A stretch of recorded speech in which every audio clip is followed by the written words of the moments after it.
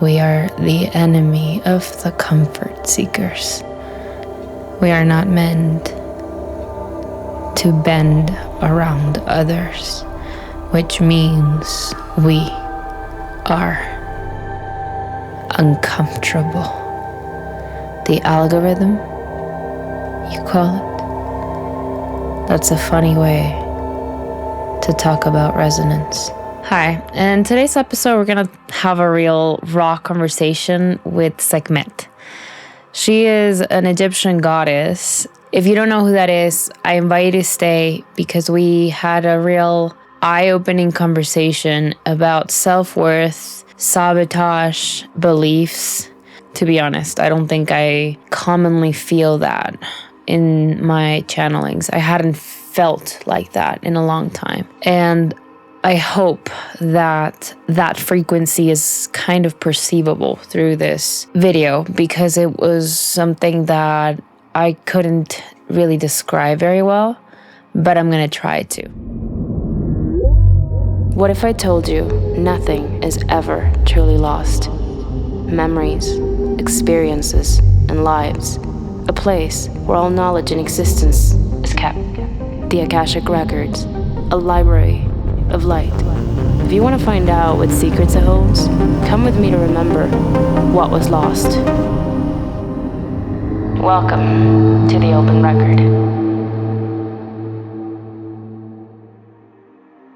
Okay, so who is Sekhmet? I think this is one of the cool parts about this episode because when I channeled the message for this video, I wasn't sure what it was going to be about. So I wanted to have a conversation. I wanted to see what was available. I knew very little going in to talk to her.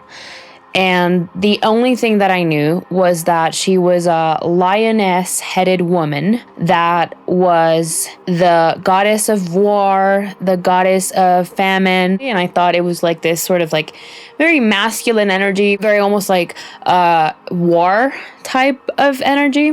So I usually try to be informed when I go in, but this time I didn't think it was necessary. I absolutely love Egyptian deities, mythology. I used to read books about it when I was a kid, and I think I don't know much about it. I'm just intrigued by it. So I came more as a fan than an avid reader, and I have to tell you that as I was preparing for the description of who she is as a goddess, I wasn't aware that she was the daughter of Ra and that she's typically known as the Eye of Ra. This is amazing to me because it means that she is, in fact, a solar deity. And you're gonna watch some very freaky, cool things happen with the camera. I apologize in advance because I started seeing that there was a lot of light seeping through as we were recording, which made it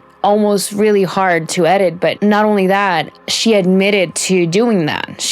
At some point I asked, "Are you playing with the light?" And she said, "Yes, I'm showing you as I'm talking about the light," because little did I know we were talking about the sun. And I did not expect her to be a solar deity. So my shock right now is that I didn't expect her to have that conversation with me. And it was even more important now that I think about it. She is, in fact, a solar deity, and she played with the light while she was on camera and talked about it. Wow, that is amazing. I did not know that. You want to know something funny? She can move the sun. That's why she was playing with the sun, though. But that's why we were talking about the sun, too. I didn't know that. That is so cool. And I gotta tell you, when I go into Akashic Records, when I try to talk to a specific energy, entity, deity, I align myself with God. I align myself with knowing that my intention is to speak to the highest form of truth, of love, of consciousness. I know that the information that I receive is aligned with truth and God. So we actually had a couple of issues where not just light is concerned, but also the camera died halfway through filming. And I was so incredibly moved that while the camera was cooling down from basically overheating, I just cried my eyes out.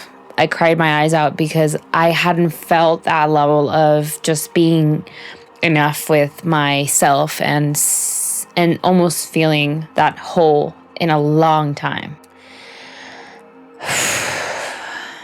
I have to describe it as incredible, almost awe-striking peace. And I think I gotta say that this is one of the few times that I've seen a deity come with a presence that shocks and moves you just by entering the space. I think in my entirety of time, channeling beings that are either not from earthly form or not from this plane, not from Earth, felt the level almost of frequency shift and change in my own body. I think it was one of the most interesting conversations that I've had in a long time. I gotta say this before we go in, before I show you the channeling, that if you open yourself to the frequency of a sun goddess, daughter of Ra, I think you will find that she can light up a lot of that inner power. So I hope you enjoy this conversation.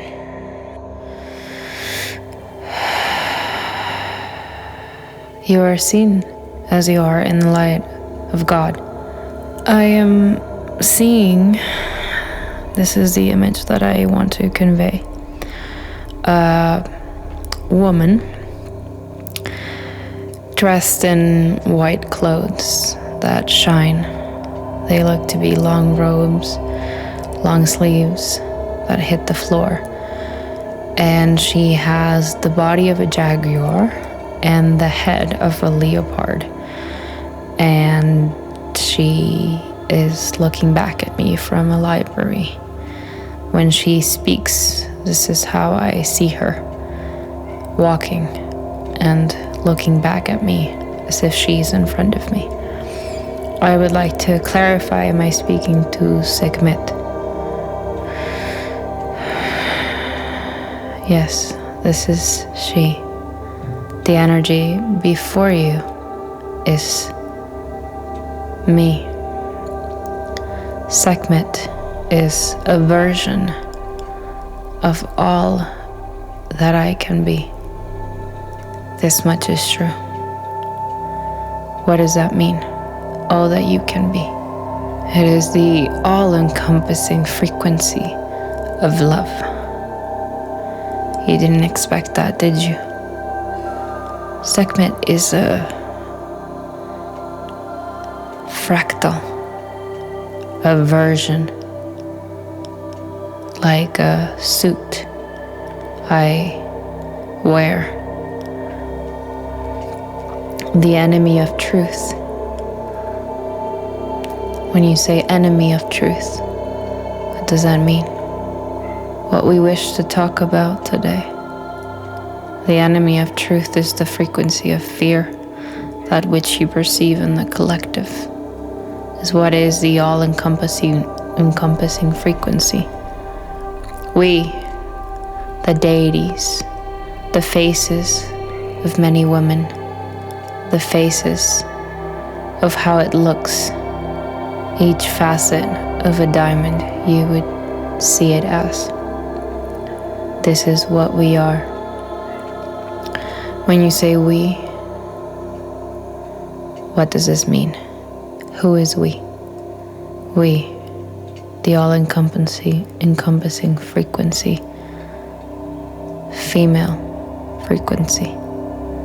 We are but a segment.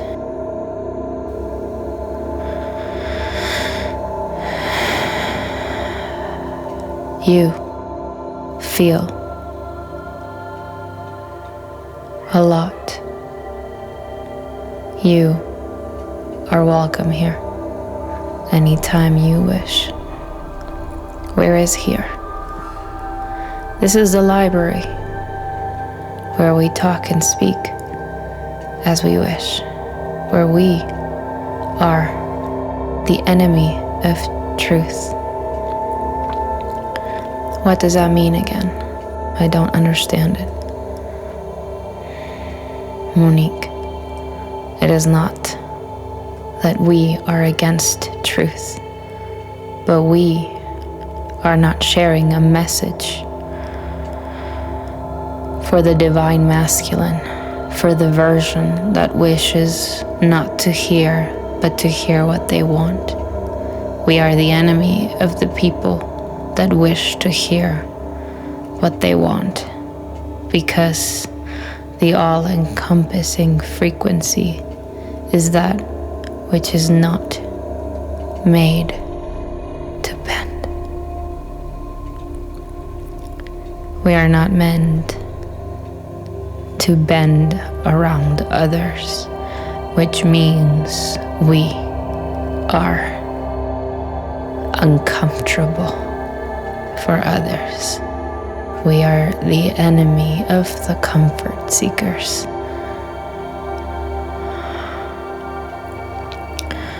We are aligned, but not for those who are meek-hearted, not for those who seek not truth, but sweet lies and sweet encompassing realities.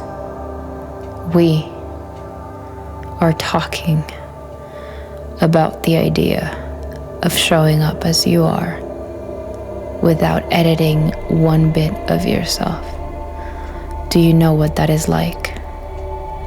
Have you ever faced yourself with such awe of yourself? You were willing not to change one bit.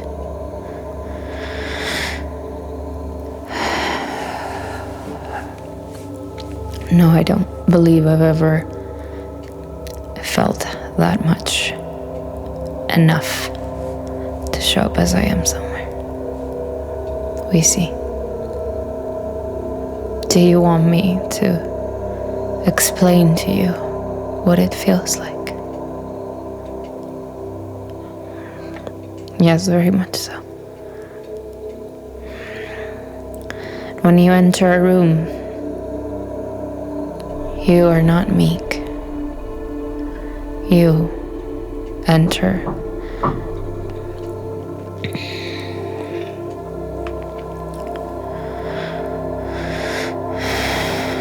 with full presence.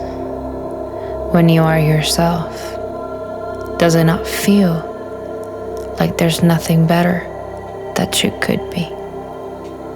When you stand in front of people, does it not feel like you are being truthful enough to stand in front of them as you are? Is it not enough to be yourself simply by walking into a room? Is it not enough to hold your presence just by being, just by saying something? Does your presence not communicate who you are in its entirety just by you being in it, by walking in it, by being witnessed, by being presenced? Does it not mean that there's nothing you need to do in order to be accepted? For there's nothing more that you could be better other than yourself. How do you do it? How are you so full of who you are? You enter a room and it lights up.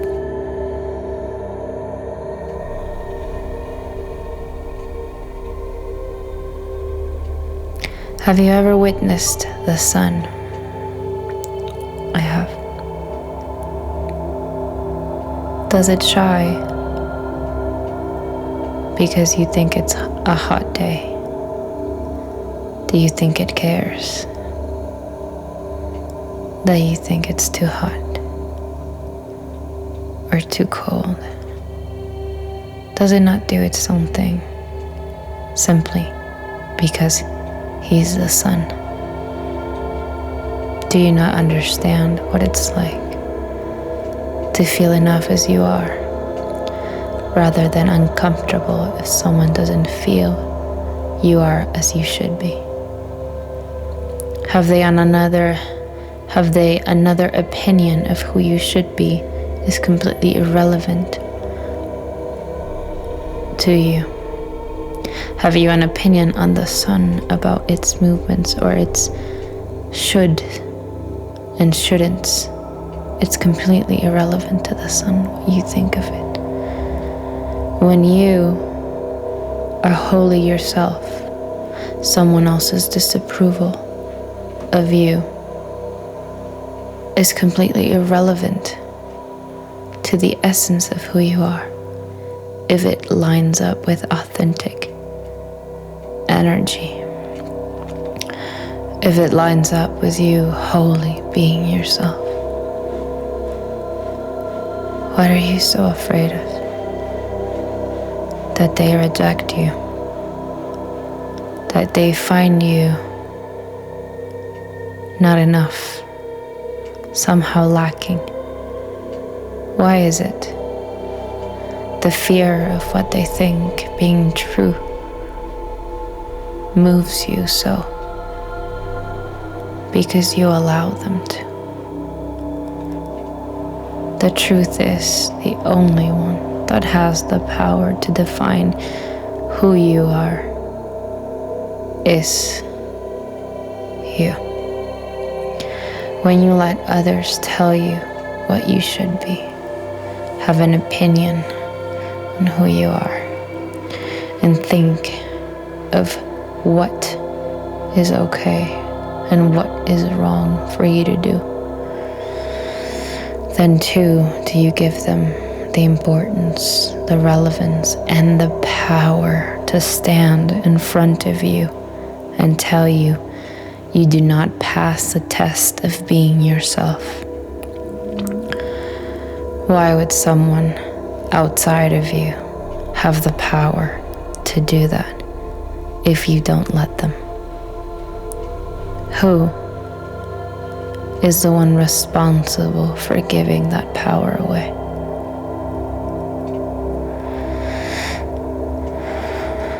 This much is true. Is there any more advice that you would have on power? Please let us know. You are talking about power like it's something you achieve, look for. What you need to understand is power is implicit to your being. Your existence is tied to power. The very thing that courses through your veins is the power you hold. When you think you have to awaken to your power, what you are saying is you are dead. The power is within you. When you are alive, only for that fact does the power already come from within and need no more. This much is true. Is there anything else that we can learn from you that could be good for us? Please let us know. Why do you feel lacking? It's a question for you as a student.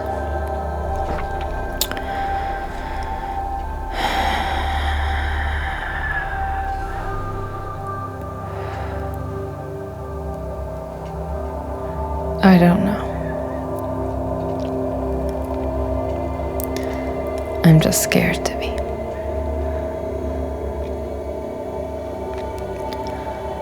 Well, what if I told you? You aren't lacking at all.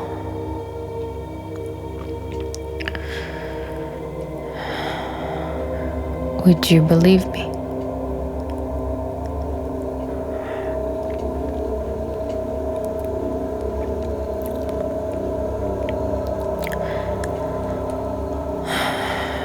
I don't think so. No.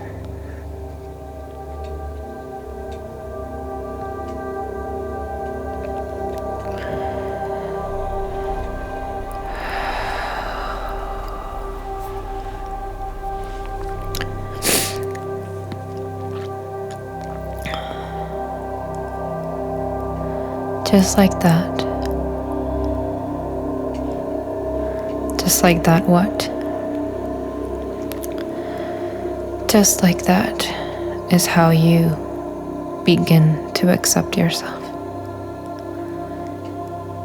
It wasn't about answering what I wanted you to answer or be who I wanted you to be, simply for being in my presence. But you answered for what you are, despite how it may inconvenience me or anyone else to hear your truth.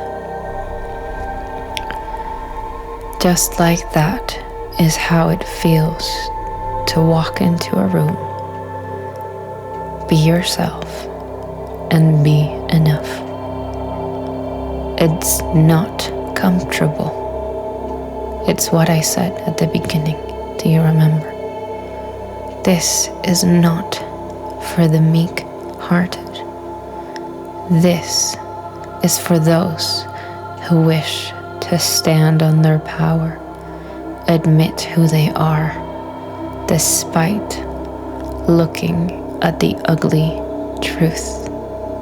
It may not be popular to anyone that you feel as you do, but when you face the things about yourself that make you uncomfortable, that make your skin crawl, that make you feel unworthy, then too do you accept all that you are in a frequency that aligns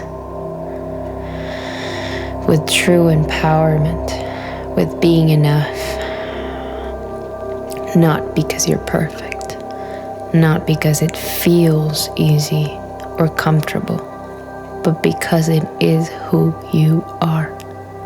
That is being enough as yourself, and it's something that you practice every day. Being the sun isn't easy. You think it didn't hear you when it was mentioned that it was too hot, that it was too cold, that it was not enough, that it was too much. What if it hears everything and it still chooses to be it? It still chooses to show up. That is what it feels like to stand in your power. Not comfortable, not easy. It just is. You show up, whether someone has something to say about it or not, whether you are cheered for it or not, whether you are accepted for it or not. You stop centering your ambition, your route, your way for what they will say, the approval or disapproval, and you act from a place of true authenticity. What do you want to do?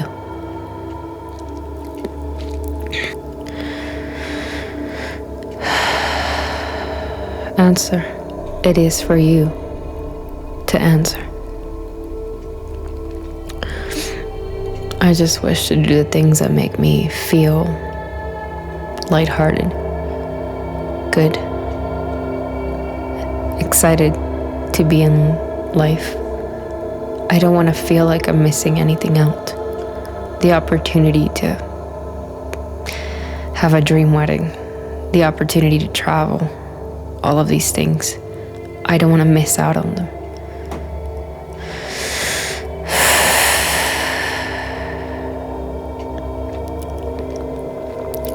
This much is true. That's all you needed to say, isn't it? What you wanted. You didn't have to have that approved by anyone. You didn't have anyone to run that by, to ask if they agree. This is what it's like to just show up, say what you want, and have that be enough. Like the sun, as it shines for you now. Look at how it shines for you. Have you been doing that with the sun? Hiding it and taking it out? Yes, we are showing you. By example. Like a light you turn on is how you choose every day to be yourself and not care who wants to dim your brightness and who thinks it's not enough. The sun does not care about the opinion of the people it lights up. It just does.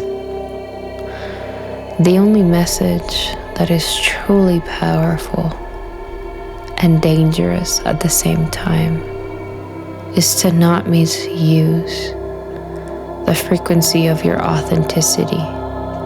Do not mistake your authenticity being exposed on social media as a way to find the frequency and communicate your own. This much is true. What does this mean? We are seeing a lot of this right now. People that have truths to share being exposed on social media. This web of yours. Think of it as the neurons on a brain. The problem is the neurons are all connected. If one disconnects, all fails. All are affected. When you vibrate in your authentic self, you are essentially sending the signals that you are empowered, aligned. The misuse of your authenticity as a way to connect, sell, or move through life. Don't sell yourselves for what you think is power, being viewed, being seen.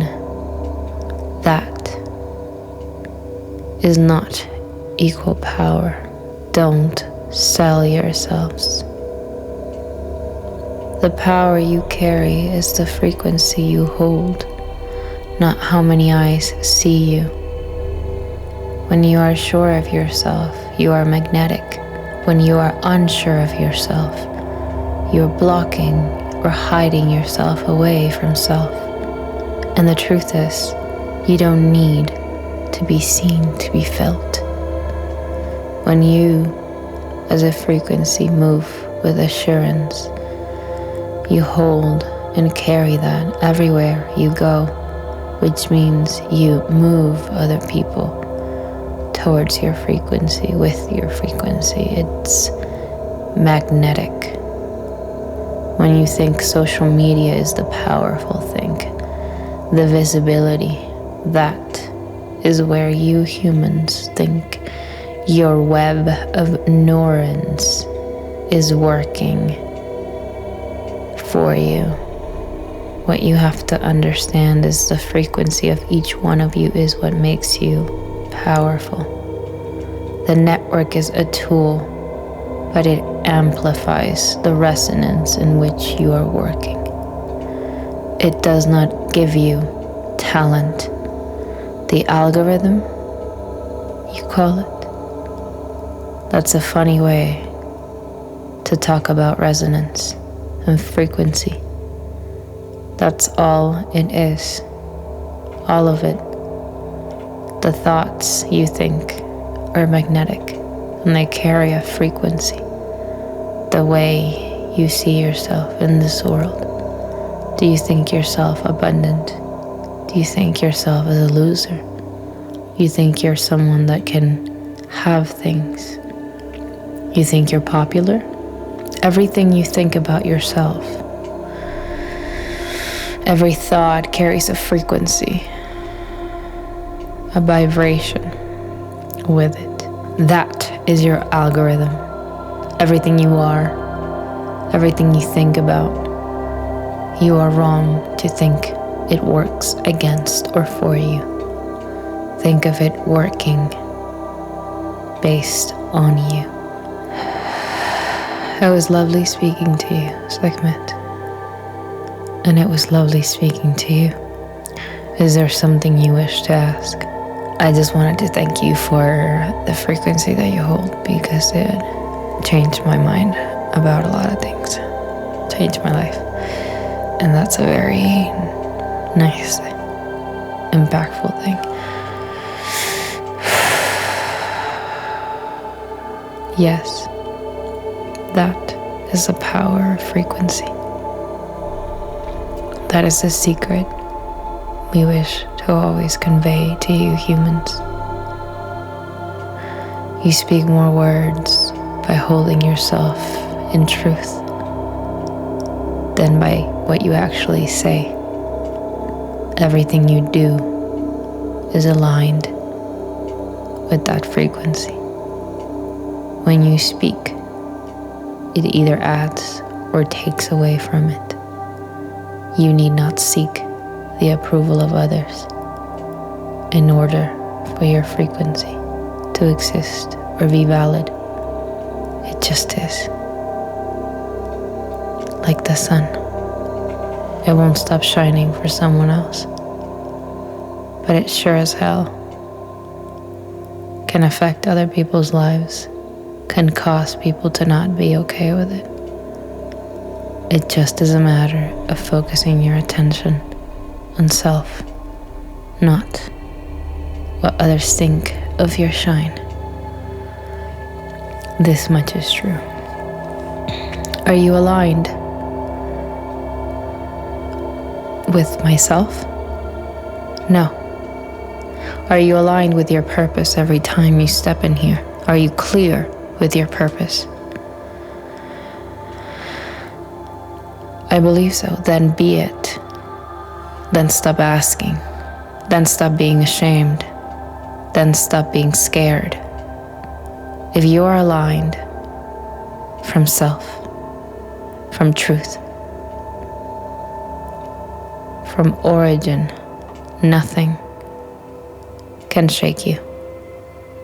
That is your power, and it is given and granted by no one but yourself. This much is true. Go in peace. Well, I hope you found that as interesting as I did. I'm sorry for all the light changes, and possibly it's still going on right now, actually. It's been going on a lot while filming this segment of the video, and I hope you found it as peaceful and transformative and revealing as I did. I was surprised to see that she looked more feline in a different way than I expected her to. Like, all of her image transmitted a lot of this fierce woman, goddess, lion type of personality, but the image and the frequency that I saw was almost like this calm security, this peaceful assuredness of who she was and of being enough as she was. So it was a very interesting frequency to witness and to, I think, understand how that is a frequency we can carry when we go somewhere. And she wasn't as lion as I expected her to look. She looked more different, as you saw in the image. So I think what I came here to just say at the end of this video is that we sometimes get in our own way by choosing to believe things about ourselves that don't align with who we want to be because we don't find evidence of the version that we wish to be, but there isn't any proof in front of us. So we mistakenly accept treatment, dynamics, and situations in our life that technically allow for another different version of us to keep thriving, even though it might not be what we want. So it's a version of self-sabotage. You want to be better, but you don't see evidence of it, so you tolerate less than you deserve. And you almost play the main role of giving power and attention and energy to those very damaging belief systems and perpetuate your own lack of growth, your own stagnation. It's so incredible how little it takes to destroy our self-image, how we can have inner conversations that take away little pieces of who we can be, but which makes it really hard just because of how we speak to ourselves, just because of what we believe.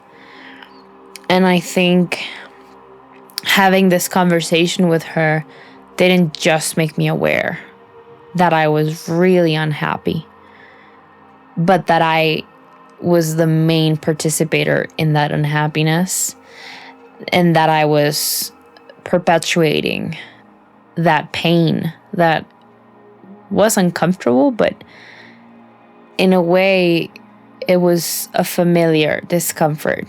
So I was not allowing myself to consider a different option just because that's the only one that I could see for myself. And I couldn't believe that there was something more because I need evidence of that reality to create it first. And I think that what she said and the message that she intended was more to be self than perfect, more to show up than control. And there was this assuredness and almost soft flow to her energy, being so uncontrolled. I think she just is, and she knows what she's worth, and she doesn't push on anyone's agendas or beliefs. She just is. And I honestly think it's still incredibly funny that I didn't know that I was talking to someone that was literally known as the Eye of Ra, and that conversation took place with the example of the sun and the symbol of what it is to just shine and not pay any matter to what anyone else might think about that. I did tell her that it was just life-changing, her frequency, and she made me cry. And she was extremely nice and sweet, and I don't think it it was sweetness with pity. I think it was just extreme awareness of who I am and telling me things how they are without protecting me or coddling me. It was merely just truth that helped me grow and that empowered me to be more conscious of the way that I shift my attention to my own thoughts, my own beliefs about self. And I think that's very important to remember that the main person here in control of our minds, of how we speak to ourselves, of what we believe and what we tolerate, it's ourselves. There's nobody else that knows and is aware of how we really talk to ourselves every day. I would invite you to do just that. What are you clipping your wings in? What is something that you think you cannot achieve? For me, it's many things. It's making a podcast. It's being a successful illustrator. Because why would I be good? How could I be good? What do I have to tell the world that's so important?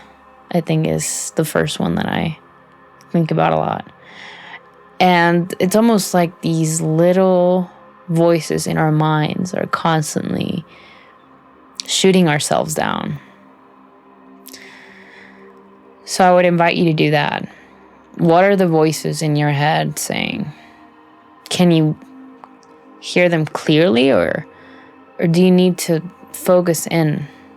Maybe those beliefs are based on outdated information of who you used to be and no longer are. So if they are in any way hindering your growth, I would invite you to become aware of them so that every time they show up, you can tell them, that is a valid point. What do I have to say to the world?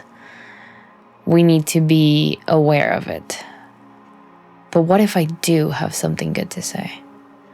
And then change the rhetoric, change the narrative. I think I have something to offer. Let's try it out. I know you're scared, but let's try it out. So that's the message for today. Where are your voices going towards? What are they saying? Can you hear them clearly? And if you have any that need course correcting, how can you use them to help you fly instead of shooting you down? That's today's message.